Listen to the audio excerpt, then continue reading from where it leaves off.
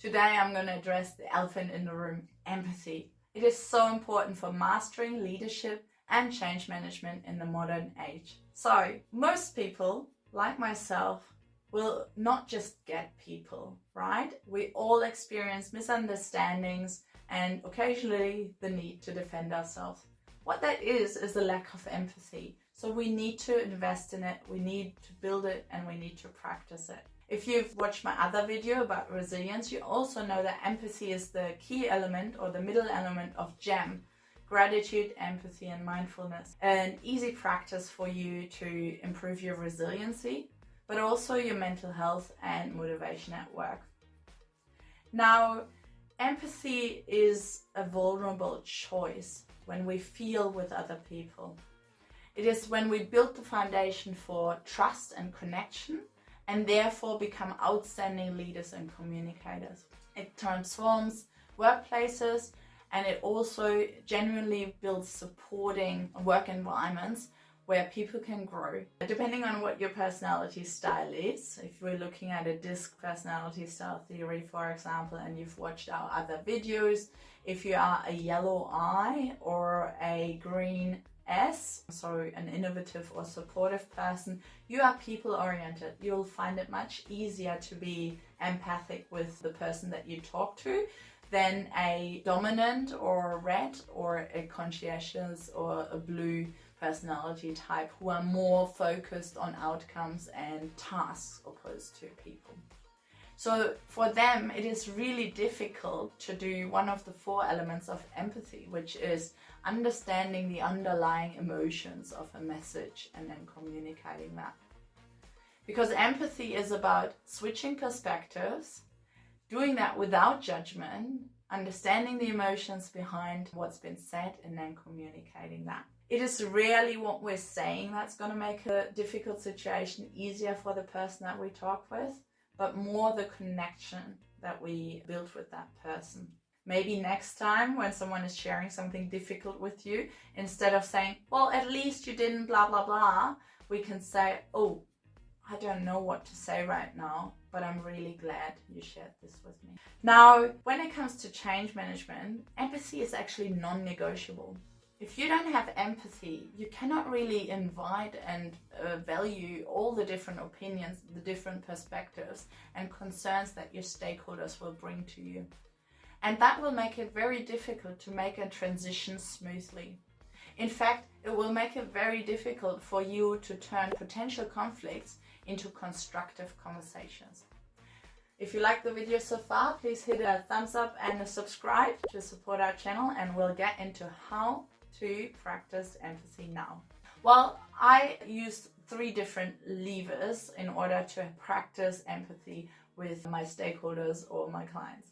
The first one is what we call the rapport building lever.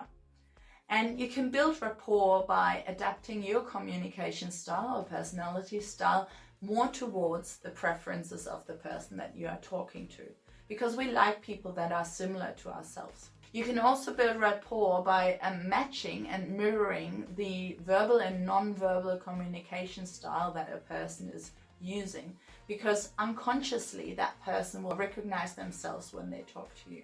If you know someone already, the rapport may already be established or the rapport may be poor, so you got to put extra effort into smoothing that or building that. And secondly, once the rapport is built, we want to listen. We want to listen attentively and deeply and from a higher, more empathic level. And the way we do that is by giving the other person full attention, eye contact, and facing them, removing distractions around us. But most importantly, seeking to understand not just what's being said, but what is being said in between the lines. There's a model where we think of a message as a square with 4 different sides. And there's the factual level, the relationship level, the self-revelation, and the appeal level to a message. If you fully listen, you try and seek to understand all 4 levels of what's being said. And after we build the rapport and we're fully listening, questions is our 3rd lever that we can use to improve our empathy. Try and stay clear of closed questions, please. They're great for gatekeeping a conversation and keeping on track with speed, but they're not really great for a deeper understanding and fostering connection and showing that you care. Instead, you want to use open questions. So the what, whys, where, hows that we can use in order to seek a deeper understanding about a topic. Now with rapport, listening and questioning, you're well underway to become more empathic and also more resilient and a better communicator. What I want you to take away from this video is it's not just about others when you invest in empathy. In fact, it's all about you. It's about your personal growth, your understanding, your expanding of the horizon, and the better, deeper connections that you can foster as a result of that. Imagine less misunderstandings, less need to defend yourself, and a more resilient work way, a more motivated work culture around you. Now, I've prepared a couple of questions that you can use, or a couple of journaling prompts, I should say, that you can use in order to coach yourself to be more empathic as well. One is to reflect on your day and think about something that you did or said that was kind. And it can be as simple as a genuine compliment that you gave to someone. Think of 3 things that you could do when someone else is down. And last but not least, if you've ever missed a chance to be kind, maybe think back about that, whether that was to yourself or someone else, and think about what you could do differently next time. With that, I hope that this video has helped you to understand empathy in a more, practical way, and allowed you to practice empathy as well. Maybe you know someone who needs to practice this too, and you want to share this video with them as well. Give me a like and a thumbs up if you enjoyed this video, and I'll see you in the next one.